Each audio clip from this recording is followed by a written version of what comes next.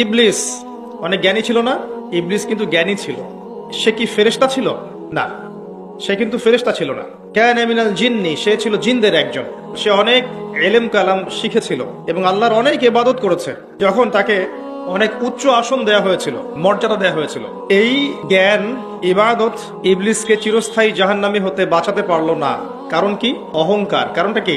অহংকার। আল্লাহ পাক যখন বললেন ওয়াইয কুলনা লিল মালাইকাতি ইসজুদু লিআদম, হে ফেরেশতারা তোমরা আদমকে সিজদা করো, ফাসাজাদু, তারা সবাই সিজদা করলো, ইল্লা ইবলিস, ইবলিস সিজদা করলো না।